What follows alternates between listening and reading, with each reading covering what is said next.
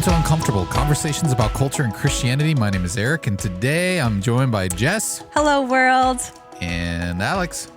Oh, happy day. Oh, happy day. No, I was going happy day. You wash my sins away. That's the one. Yeah. I was singing. When Jesus washed. When Jesus washed. I used to get when roped he into these songs with you. It was that or introducing that it's, National Unfriend Day, but I felt like that was Well, that just took that was a just turn. not gonna Ooh, I gotta do That's something. an unhappy you guys day. finish, and I need to. unfriend a few people. I've been waiting too long on these ones. Yep. Now is the day. Yeah. All right. Unfriend them all. Who'd you pick, Alex or I? Did we get to stay? Oh, you stayed. Yeah. Yes. For now, but it's purely for business reasons. Yeah, it makes sense. Professional relationship. Oh, Those ones get to stay. You're at least on my LinkedIn. Okay, We're still perfect. friends. LinkedIn. Well, Yeah. Speaking of professional relationships, do we have any phone calls? We do have a voicemail today. Oh, okay, good. There it is. Hey, party podcasters. It's your friend.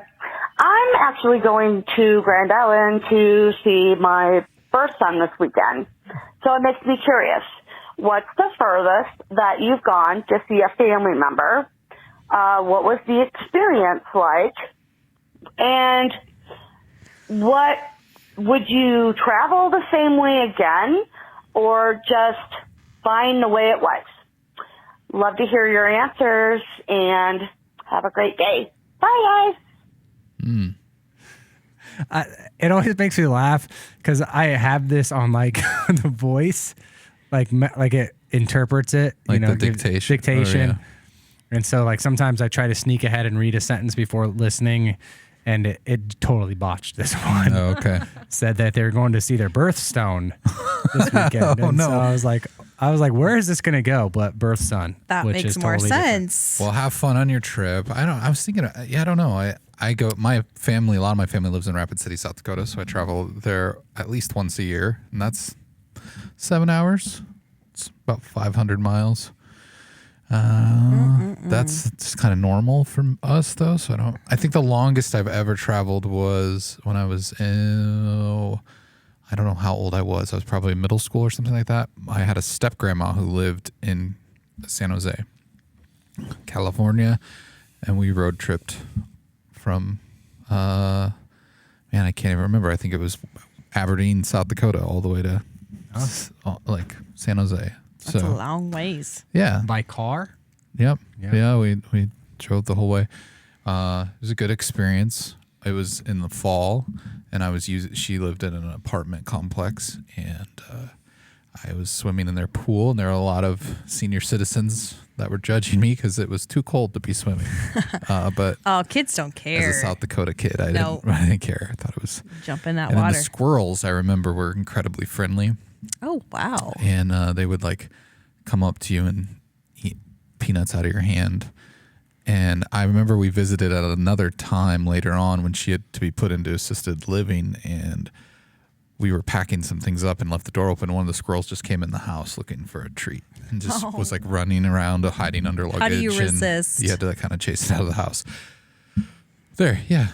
Would I do it again? Yeah, that was road tripping, because you go through all the different places. We went by the Grand Canyon and Las Vegas. That's fun. Yeah.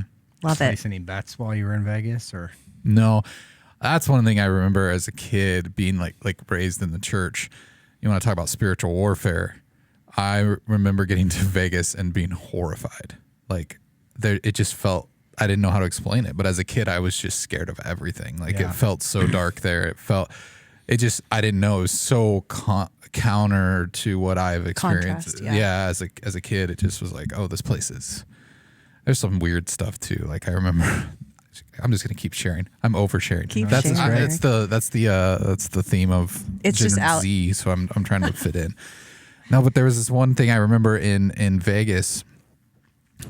I don't know why we were stopped at a gas station. It was very late at night, and we were in my dad's big conversion van that he drove, and this gentleman approached us, and he just looked like trouble. You kind of make those judgment calls sometimes. I've seen a few of those gentlemen. Yeah, and he came up to the van and asking a bunch of questions, and I think he was asking for money. And as a kid, I remember very vividly, I was kind of slouching in the seat behind my dad, and I could see through his seat in the door, and he had his left arm out the window resting, and his right arm was under it, and he was holding I think it was like some sort of Magnum revolver, I don't know, pistol against the door while he was talking to this guy. Your dad was. Not Yeah, the my guy. dad.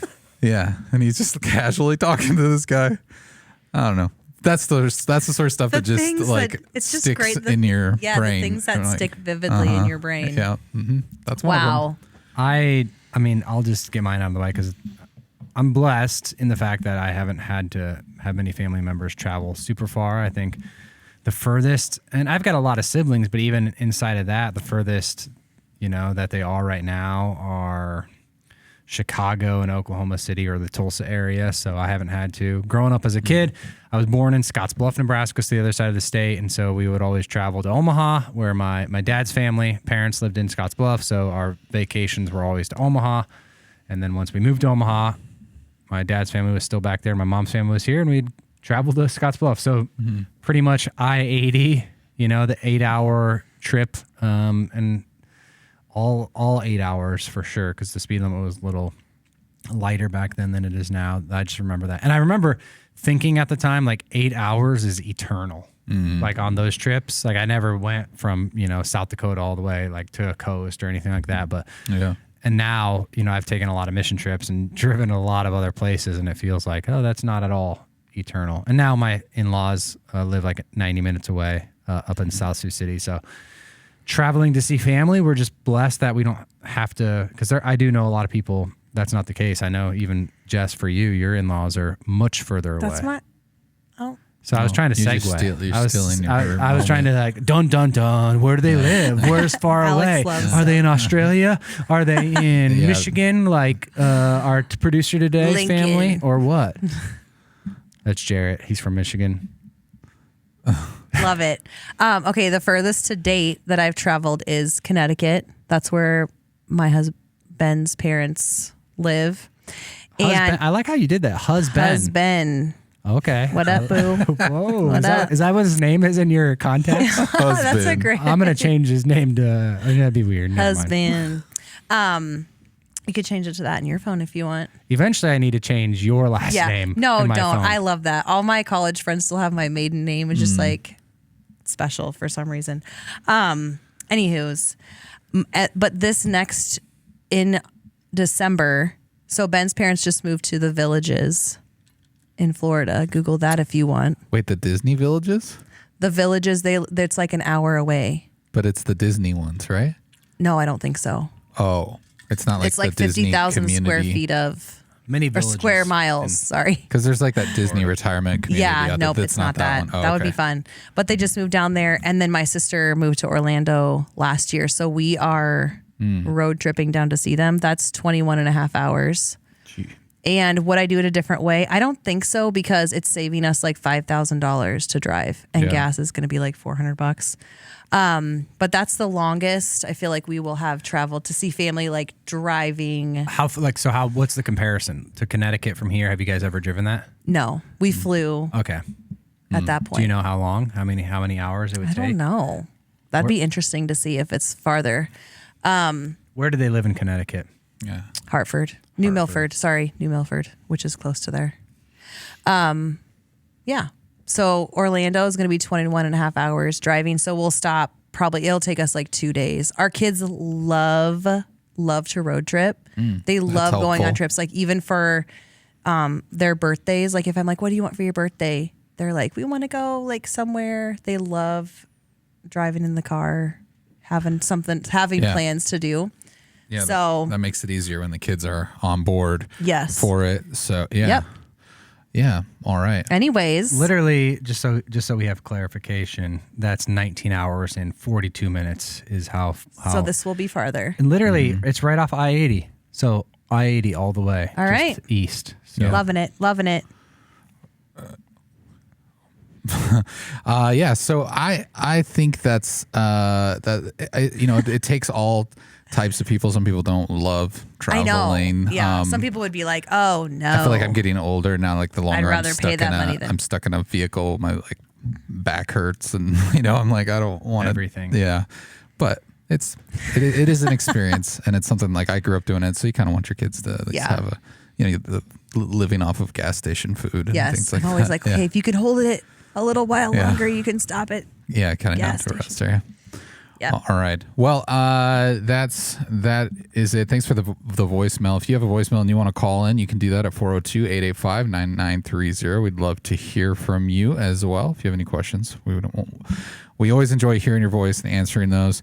Up next, we are going to be talking about aging parents and what it means to, become peers with them and set boundaries and what that looks like. We'll be doing that here in just a moment, so please stay tuned.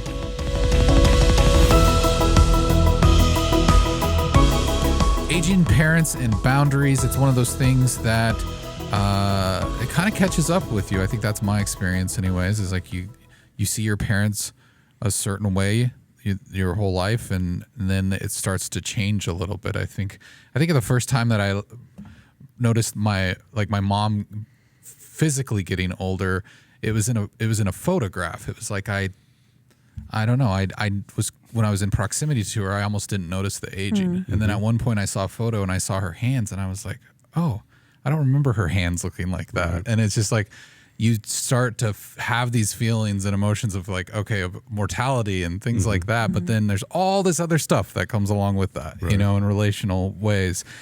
Today we decided to invite Gary Russell.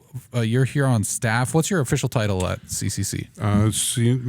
Director of Senior Adults and Care Ministry. Okay, yeah. And so we've had probably a while back we had Paul on, and he's kind of who you succeeded, I guess, or however you say that. But we thought you would be an excellent person to help us navigate this, talk about it. It seems like it's something that you're pretty passionate about, helping others talk through and navigate. So if you don't mind, tell us a little bit about what you do at the church, and then a little bit about your personal life, who you are. Yeah. So at the church, my primary responsibility began with senior adults, and you mentioned Paul. Paul created a great senior adult environment here. And so it's been easy to kind of come in and continue the work that he was already beginning and doing. But we also notice that there's a group of people that are a little younger than our senior adults, maybe baby boomers, some Gen Xers, that don't consider themselves senior adults. And there's a lot of ministry needs that they tend to have. And so I've spent a lot of time developing ministry to help them navigate through the aspects of life that come into this time in their life. So that's what I do. That's where I spend my time. A little bit about me: been a pastor in the Christian Missionary Alliance for almost 30 years now. Served in a lot of different ways. This is the first time that I've gotten to deal with what I call my retirement passion, where I can just really be focused on senior adults and the aging community, really be engaged with them rather than being in a lead role and preparing messages week after week, those kinds of things. Yeah, that's great. That's great.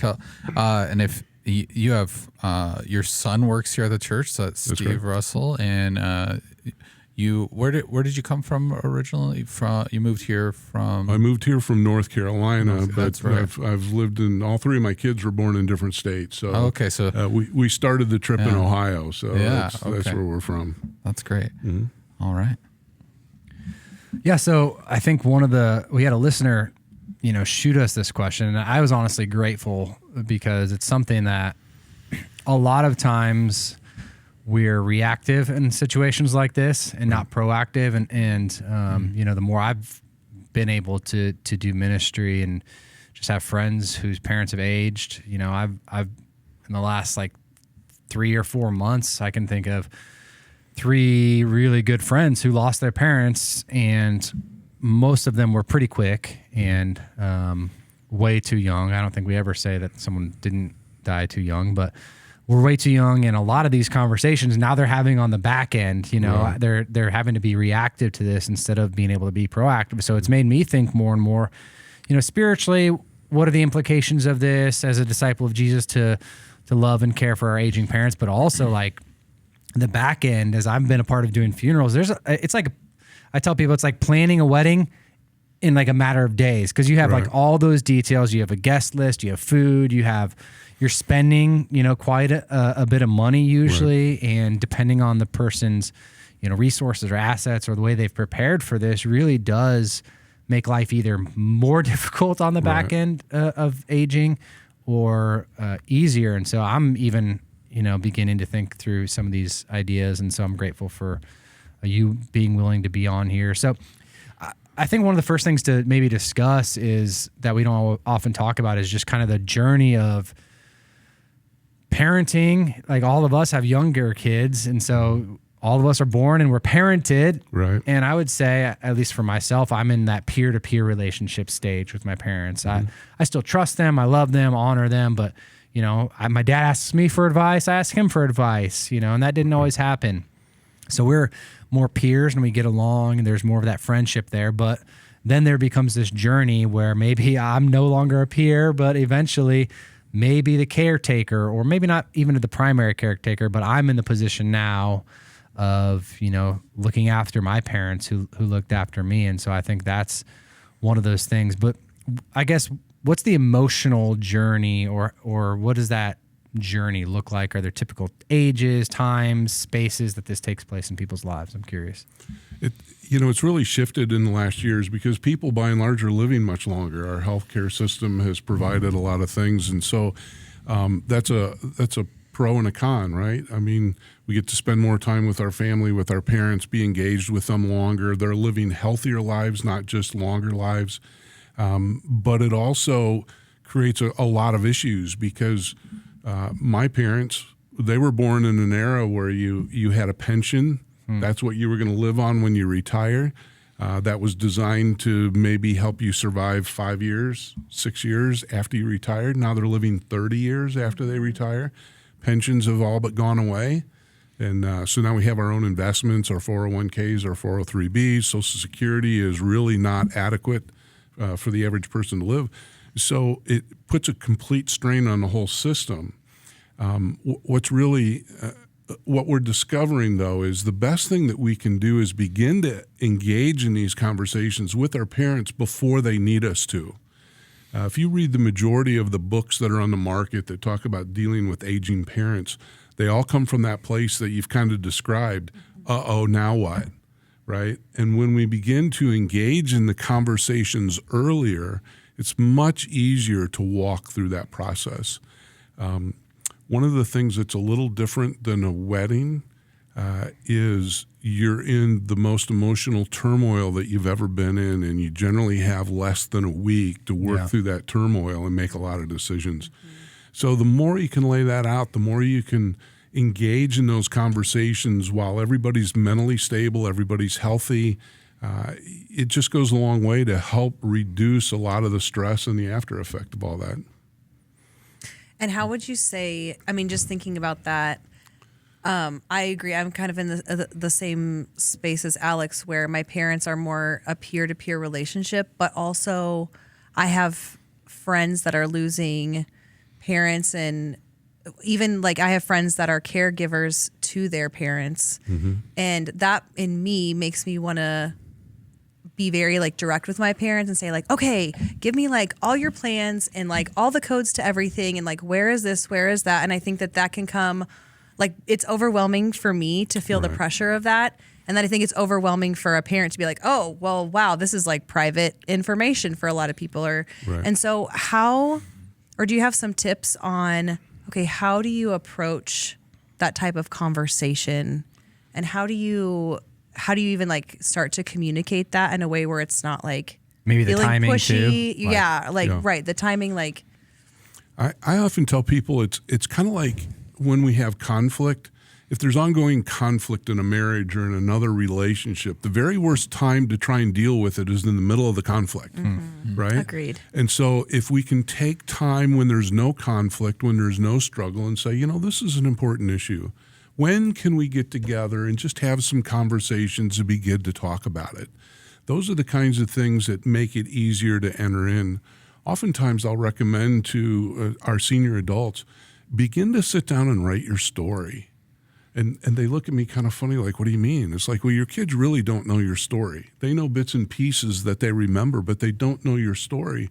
And if you sit down and begin to write your story, go all the way back to the beginning of your life and begin to write your story, that's going to be so helpful to people, and especially your children as you age, to be able to engage with you, to be able to have conversation. And senior adults tend to not be too worried about writing their story, right? There's no negative in that. I can write the good things. I can write the things that I want to say. I can make it seem as nice and happy as I want it to be. Maybe there's trauma there. Maybe there's other things that come out and we can engage. But that helps us to take that peer-to-peer relationship and begin to prepare ourselves for what's going to come next. One of the resources that we use, I've lost my father. I've lost my wife's parents both through all of these different things. One of the things that we found is this book is called The Other Talk. You can get it from AARP. They have it on Amazon. There's some other books that are similar. This is really designed for the parents to begin to think about what it looks like for them and hopefully encourage them to engage in the conversations with their children. So anything that we can do to encourage them to want to engage, to be connected, and begin to talk about those things, not when they're facing death, right? We can all agree that it might be 20 years, 30 years from now, but why wait till then and then have to do these things? So those are some of the key things. Start early and make it fun. Yeah, I think one of the things you run into, depending on whether it's maturity or personality or whatever may play a role in this, but sometimes there's conflict. You bring that up, and some parents are probably going to be like, "What? Well, I'm not dead yet. Like, Right. What are you talking about?" You know, that sort of posture is what you get met with, and so I wonder. I imagine even just like what you're saying is that it almost feels threatening in a way. Like, are you hoping I'm leaving soon? Like, what's the, why do you Right. need all this information? Why do you want to have this conversation? Sure. So I think that, at least in my mind, makes that probably pretty uncomfortable sometimes for people to approach the Often it conversation. is. Often it is. But I would also tell you that about half of the senior adults I talk to have that kind of reaction, but half of the younger adults that I talk to have the same kind of reaction. They're not willing to engage with their parents because they're afraid of what that means, and are their parents going to pass? Are what's going to happen with them? And so that's kind of on both sides of the equation. And everything that's important in life has a level of discomfort, right? Yeah. If it's good, and we need to learn to engage that. We need to trust in God's power to walk us through those things. And we really need to find ways to move past. And it's not going to be a single conversation. It's going to be long term. The more you have the conversations, the easier they become. Yeah. And I would imagine most people at this age are walking into it blind on both sides, because I would imagine most older adults at this juncture in life probably didn't have their parents do this same exact thing for them. And so they didn't have it modeled for them, because there was, I think, we had a series of wars, there was a series of other types of things. Right. As you mentioned, people are living longer. And so some of these conversations just didn't happen. They didn't need to be extended for that long a time, kind of like adolescence is extended as well. Right. And so as we begin to have conversations that seem foreign to us, it's going to be, more and more awkward. But how would you instruct or give suggestions to maybe someone that's like from maybe both ends? We'll start with the younger side that is like, all right, I love my parents and I want to start having this conversation. I see maybe mentally they're slipping, or, their house just isn't up to par, like they've got a lot of stairs, and I just see them struggling to get around, and maybe I'll put some railings up or whatever, but the parents want to be independent because they watch their parents as independent and things like that. And you start to do things that you think are serving your parents and helping them, and they're maybe in denial or whatever it might be. How would you encourage a younger person that's having those and running into maybe some issues with their parents that are wanting to push them off or shove that conversation down the road, but we feel like, no, we need to have that conversation? There's a couple things that I would recommend. First of all, we have to be very careful because ageism is a really powerful thing in our world.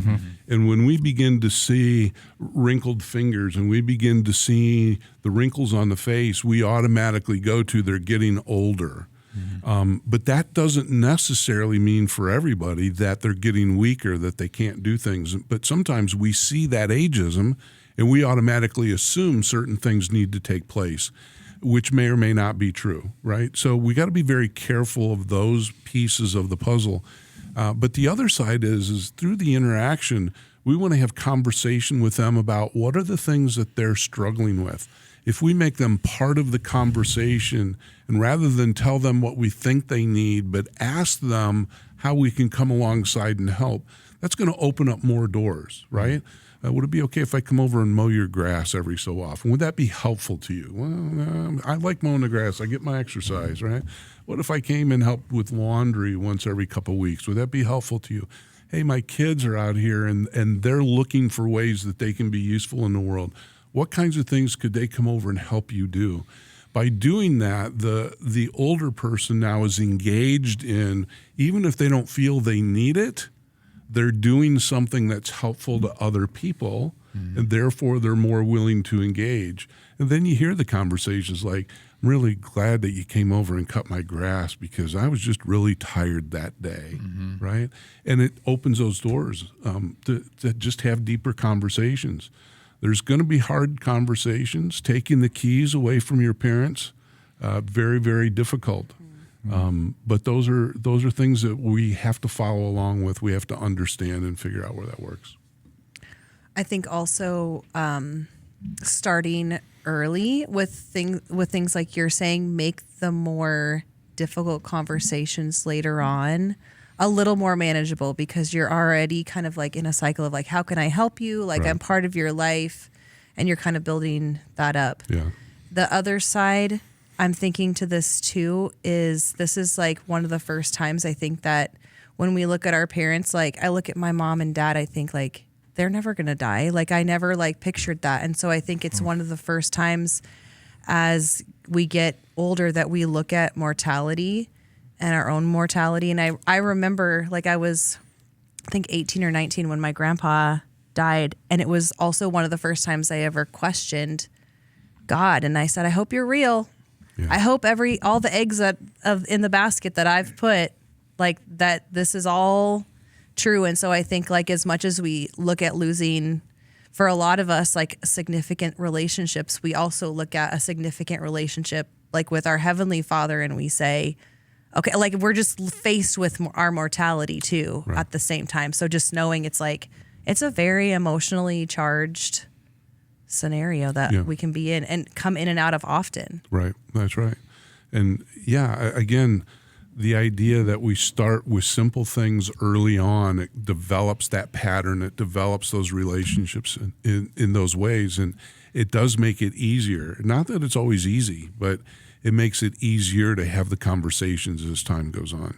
Yeah. And I think if we even think back to, biblical times, this was kind of built into the DNA of the Hebrew, the Jewish society, especially. And I think a lot of times maybe in our more modern American society, as parents, as a parent of a young child, I want to make sure my kids know commandment number 5, you shall honor your father and your mother. That's the first of the horizontal commandments, between the first 4 between us and God. And now these are between us and other people. And I like to flex that on my kids, but once I get to that peer-to-peer relationship, sometimes I'm like, well, that was just for while I was growing up. But I think one passage, where Jesus is having this conversation, I'm reminded of is in Mark 7, where Jesus is telling all these, Pharisees and stuff. He's like, hey, you're supposed to honor your mother and your father. They're giving all this money to the temple in Mark 7. And Jesus is like, no, you're supposed to continue to not take that money and give it just to the temple, but you're supposed to be spending some of that money to continue. Like he's saying, I'm doubling down. I'm saying this is a continual command. As long as your parents are still around, you're supposed to continue to honor and give honor to them, which I think is one of those things that maybe biblically we understand that this is, one, it's a privilege to be able to have parents that in your life, and that you're able to continue to honor. But two, it's Jesus's idea for how society continues to thrive is through the family in a big way. And so I think one of the, I guess, curiosities that I have is as we get to points in our lives where maybe our parents, they have an extra set of money, or you're starting to see, hey, they've got 10 years of life, but they want to buy this plot of land, 400 miles away and go live life on it. And that's always been the dream. Dad's always wanted to have land and all that kind of stuff. But you're thinking, how's that going to affect me? Eventually they're going to live there for 5 years, and then maybe we're going to have to move them to somewhere else. And now I've got all this land I've got to deal with, and, all these kinds of, or they're buying a car, and I don't think that's a wise investment. How do I start to, when it comes to money and balancing like the selfishness of some of this stuff, how do I start to have those conversations, with a parent that might be making some of those decisions? Yeah, those are difficult, especially if you're dealing with parents that have memory care issues and other things like that, because oftentimes they think what they're doing, what they're saying is very logical, and they don't understand that it's not, right? I think it's really important for us to always, as we have these conversations, to remind our parents, remind ourselves that this is not about the financial, this is not about inheritance, this is not about what you're going to do with your money. This is about concern for how you can live a full and safe life and really enjoy it. And oftentimes what I see are people that have extra money in the bank, and they say, we just want to give it to our kids now. Let's not wait until we die, right? Let's give it to our kids now. I got $100,000 extra. I don't need it. Got enough money coming in. And then all of a sudden you see them go into a memory care facility or something that all of a sudden takes up $7,000, $8,000, $9,000 a month for them to live. And being able to communicate to them that those are all resources that you may need one day. Mm-hmm. You may not. We hope that you don't. We hope that you don't go into those environments. But wouldn't it be better to keep those resources in case you do? Because frankly, if we have to put you in the Medicare or Medicaid facility, it's not going to be near what you're used to living in, right? And we love you enough that we want you to be able to have quality of life all the way to the end. So keep your resources. Just keep them and have them so that they're safe, so that if you need them, they're there. And we can honor our parents. Honoring our parents is really significant.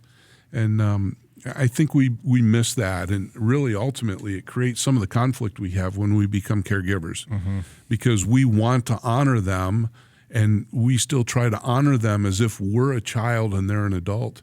And it creates all kinds of conflict, because when they're demanding and asking things and saying things that just aren't appropriate, we're trying to honor them, and it creates this broader gap and difficulty in that environment. So we have to be very careful as we navigate those things. Once in a while you go, it's not about me. They want a new car, they want a new boat. Is there really harm? I mean, it might be inconvenience for me if they die in 2 years or we got to take their car away, but is there really harm?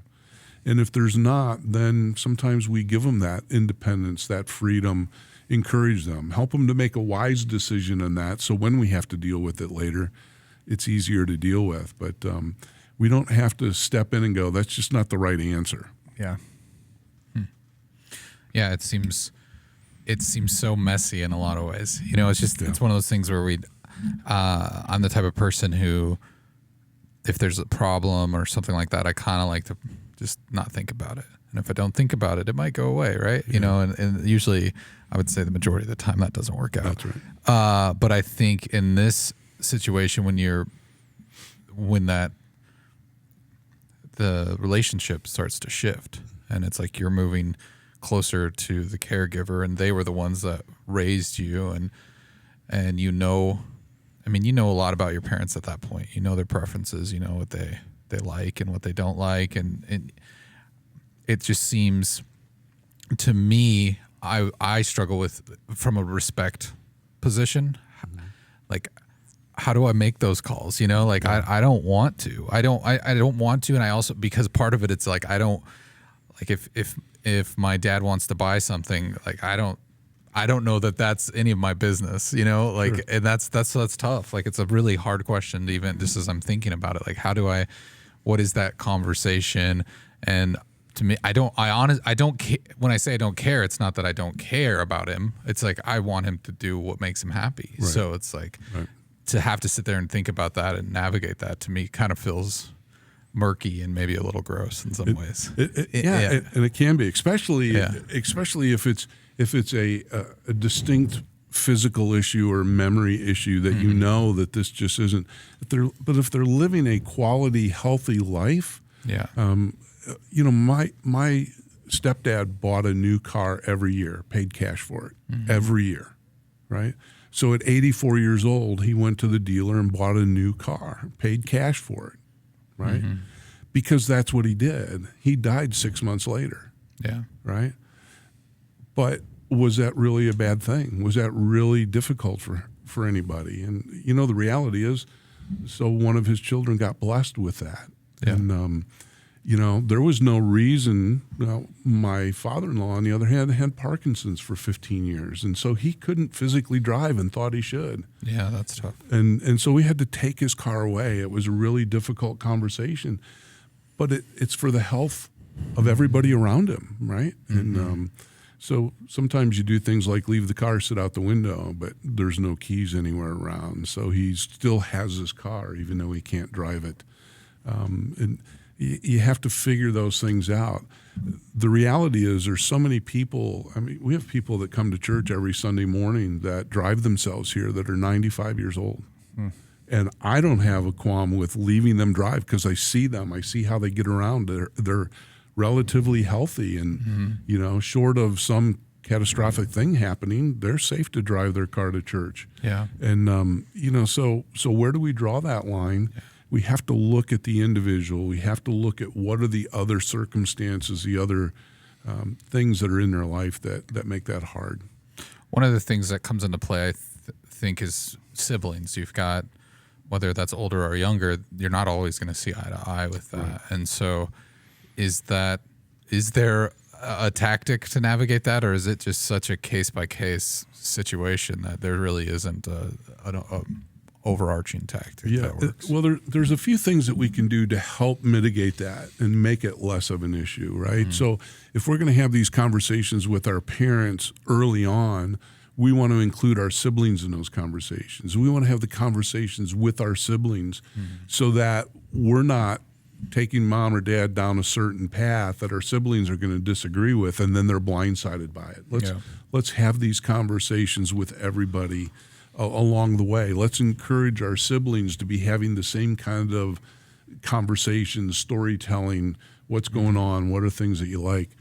I think what's also important is to begin to talk to our siblings, because we're all wired different, right? Who has the capacity, if anyone, to be a caregiver if we get to that place? What does that look like? Is there something that's really obvious about that? And if one of the siblings is going to take parents into their home or are going to be caregivers in some way, what are the others of us going to do to be engaged in that process so that they don't feel like they're all alone in that, right? Are we going to set up times that we're going to go send the siblings that are there on vacation for 2 weeks, and we're going to take 2 weeks and go and stay with mom and dad? Those kinds of things, again, if you're talking about them ahead of time, you're looking at the natural giftedness of people and where they're compelled to be. It's easier to navigate those things. But every situation is different. Yeah, I think I have seen this just create chaos in and amongst siblings when we don't have those conversations and everybody has their own separate expectations, or everybody's drawn up their own map of how it's going to go. And then it's like, ultimately, who's in charge? And then there's a fighting for who's in charge, and there's pride that gets in the way. And unfortunately, probably financial things that get in the way. And, and it becomes very difficult, especially if you're having, there's I've seen it just wreck families. Yeah.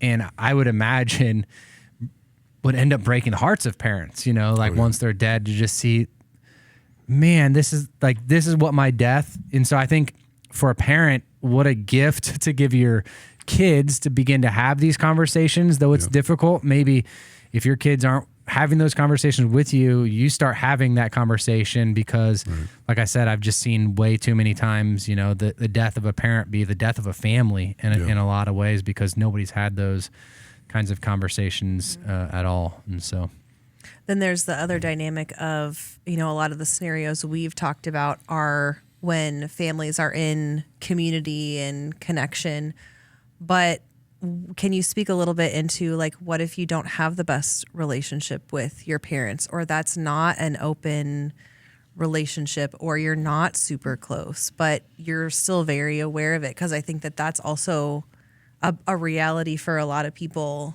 in life too. Yeah. One of the worst things that I ever deal with are people that never got to say their final goodbyes to their parents, never got to reconcile a relationship, and then it's over and there's no chance to go back. And so encouraging people to work through that, to recognize, my parents are going to pass. Do I really want it to end the way that it is?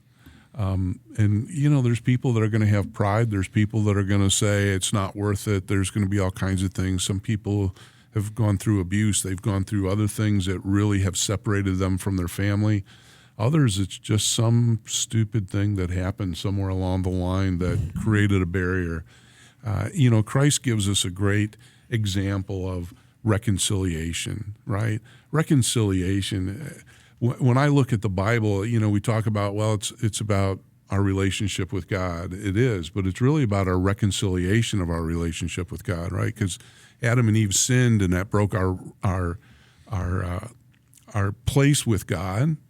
And so the Old Testament leads us into what is reconciliation going to look like. The New Testament talks about the reconciliation that's come. Really, the whole Bible is about reconciling our relationship to God first, and that should extend on to the people that we're around. We should desire to reconcile our relationships with one another. Sometimes these conversations can help build that reconciliation. They can help do that. Yeah, that's good. That's good. I do think the other complexity that oftentimes we maybe don't talk about is just in, with me and my spouse, there might be inequities in what our parents have done for their own retirement. There might be inequity in, all right, hey, we might have to fiscally kick in or spend more time or whatever that looks like with my parents because of their situation or maybe their specific health issue than your parents. And sometimes in a marriage, I've seen the bitterness start to root, between, husband and wife because they hadn't had those conversations as well. So I think having those conversations as a spouse about, okay, how are we going to approach both of our sets of parents that are aging and what are their realities? And, because we're just wired to compare a lot of times. And if we don't have those conversations, then we expect no, when your mom was sick, we were always at the hospital. Why, when my mom is sick, are we not all, And so again, I think the more we can have these conversations on the front end is just a gift to everybody. That's awkward. It's clunky. It's morbid in some ways. It feels like to have these conversations, but at the end, it seems like it leads to being so much more fruitful and giving everybody a better quality of relationship, end of life experience. Right. It gives us the ability to put better boundaries up as well, right? Because if we don't have boundaries in these times, then it will separate us from other people. We'll fulfill one person's needs at the expense of somebody else's, and figuring those things out is really important. You suppose some of it is, as Americans in general, we don't handle death very well. We don't approach it very well. We kind of don't want to think about it at all. And then when it does happen, let's get the body away from us. Let's, embalm it, have a service and move on, and that whole process is something that's we're full of fear around it. It's uncomfortable. It's scary, all those sorts of things, and we just don't handle it well. So I think that adds to the challenge of these conversations because really you're facing your own mortality when you're talking about your parents as well, And so, I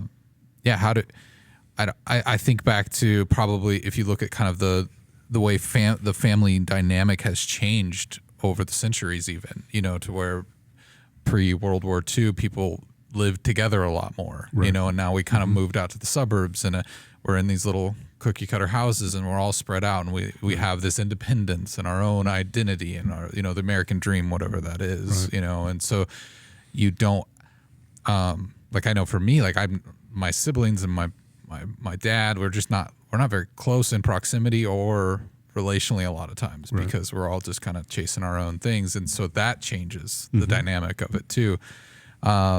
And I think it's just that all of these layers start to add to disconnection and separation. And is there a way? Do you foresee a world where this changes, or is it just on an individual level we have to work to kind of mend that and do our best, the best that we can? I think that we have to work at it, but somebody once said that everything that happens is either the giving of love or the requesting of love. Mm-hmm. And if we think about that, right, who do we want to give love to? And so if we begin to walk through these things, right, some of the things that we've done is, as we've walked this path with our parents, we've begun to ask ourselves, what are our children going to have to walk through, right? And how do we help it to not be so complex for them? One of the things that I've learned to do in my life, I always taught my kids, think about where you could end up if certain circumstance happened and what your response would be. We lived in a community that the movie theater was at a mall. It was on the backside of the mall. Most of the mall was empty. And so if you went to the mall and saw a movie at 9:30, 10 o'clock, came out of the movie theater at night, you could walk into a completely empty, dark parking lot. So if you're a teenage boy and you're going to take out a teenage girl and you're going to come out of the movie into that environment, there's a whole lot of things that could go different than what you would hope. So why don't we think about what that would be? Then you're more likely to do that. Mm-hmm. I practice telling myself, when my children or my spouse say to me, you need to get more help, then I'm going to believe them because I know they love me and care about the best for me. Yeah, that's And I tell myself that all the time. Yeah. Because my hope is that if they ever get to that place, I won't be that parent that will fight them on everything that they're trying to do. Mm-hmm. So it's ownership on my part, right? Now, with memory care, with all those other things, I can't be guaranteed that I'll have the right attitude at that time, but I'm more likely to if I'm talking about it now, if I'm thinking about it now, and it's part of what I really think. Mm-hmm. And so the more of those kinds of things we begin to plant within our own hearts and our own minds, the better off we're going to be. That's really good. Yeah. I think one thing that was helpful for me that I'm surprised how many people don't do it at my age, I'm almost 40, is to even have a will or to be even like for yourself thinking about that. Mm-hmm. Because once that to me was like a very difficult thing to like go through and be like, well, who would be the power of attorney, or where'd your kids go? Right. But that was it's something that Ben and I needed to do, but it was a good practice of, okay, facing this for myself. And it honestly, like, facing something like that was difficult but needed has helped me to have more difficult conversations and to be a little more open about it, about like my wishes. And even in that conversation, I don't know if it would help a listener, but like me sharing my wishes with my parents helped open up a conversation of, okay, well, this is what you would do. This is what we want. And so that was like one way that I've been able to have like a more easy, difficult conversation of like bringing myself into it too, from my perspective. Right. And do you feel morbid now that you've done it? I feel better. Right. Mm-hmm. I feel like a sense of security of, it's such a scary, unknown thing. Like you said, Eric, it's like a very fearful thing. I'm like, okay, when that comes, I have a plan. Yeah. And that's going to be helpful to all the people around you. Mm-hmm. That's the key. They don't have to try and guess. Yeah. They know. You've told them. Mm-hmm. And and after you get over that hurdle of the morbidity and, it's a tough conversation, then you feel better. You don't feel worse. You don't feel like, now I've set the things in motion that I'm going to die soon, mm-hmm. right? That's gone. It's so much freer to live that way. And the good news is, in another 20 years, you'll change it. right? I mean, we had Will when our kids were little. Now we have a different Will because our kids are grown, and it's right. So we keep up with those things, though, but it helps in that process. Yep, for sure. Yeah. Well, Gary, I think we've covered a lot of ground, and I want to say thanks for you taking the time to be here. But is there something we missed? Is there something that is still kind of on your heart? I know you get to talk about this a lot, and you deal with it a lot. And for us coming into this conversation, we have lots of blind spots. So is there something that you thought, well, maybe we didn't cover this or anything like that? I think we've covered a lot of the thought processes that need to go in. The one thing that I would say, and this is the difficulty that we get into as caregivers, when we become that caregiver, there's certain aspects of that really tend to cause a lot of people problems. As a caregiver, I'm dividing my time. We talked a little bit about the boundaries and that. Our parents seem to change. They're not the person that we remember, right? And those things become more and more difficult. Most of us want to still have the approval of our parents, no matter how old we become, right? And so when we do things and they seem to be unhappy as we're giving care to them, then that digs really deep because we're trying to get their approval. And we have to learn to shift our thoughts. We can honor our parents without doing everything they want, right? We honor our children by not giving them everything they want, right? We train them up, we do things. So we always want to be aware that doing everything that our parents want is not necessarily the right answer. When they get to those places, they can't make all their own choices. And we should not feel bad about that. It's not dishonoring to them to do that. And yes, we want their approval, but I want God's approval. And if I can look up every night and go, God, did I please you today? It doesn't matter who's unhappy with me, even if it's my own parents, right? And so being able to come to that place of going, what is God calling me to do? When we begin to take all of those situations that occur and go, am I honoring? Am I doing that which is best? Is God pleased with what I'm doing? Am I giving this to Him? Am I talking to others that are going to be spiritual guides in my life and help me with this? If we can answer those questions, yes. If we can know those things, it helps us to deal with the difficulties, right? It doesn't make the difficulties go away, but it helps us to deal with them. The other thing I would say is our parents really don't change as they age. All of their mannerisms get a little distorted. They're still the same person. They still think the same way and do the same thing, but everything's exaggerated. So it seems far worse than it ever did when we were growing up. And recognizing, well, this is the outcome that if we thought about it, we should expect, because that's who they are. That's the way they've been raised. And we can't change that in them, but we can recognize it and not let it become a real problem for us. Because you're not kind of banging your head against the wall. You're going, well, I expect this. Yeah. This is how I just need to know to deal with it. That's right. right. Yeah, that's right. great. So if someone's listening to this and they'd like to reach out to you, even with questions or anything like that, do you have an email or anything you'd want to share, or is a resource for them? Sure. They can send me an email at garyr@cccomaha.org. And we have some resources that we'd be happy to help them with. Be happy to sit down and talk to people as they have need and plug them into some of the other things that we have going on so that they can get the information that'll be helpful. Yeah, and I noticed you had a couple other books here. Did you want to mention any of those for help for people? These are just a couple of the books that I've been reading and looking at. Coping with Your Difficult Older Parents, a guide for stressed out children. The problem with most of these books is they're to help you when you're already in distress and you're always in a difficult place, right? But that's a pretty good book. It has a lot of checklist kind of things that you can do on it. Caring for Aging Parents.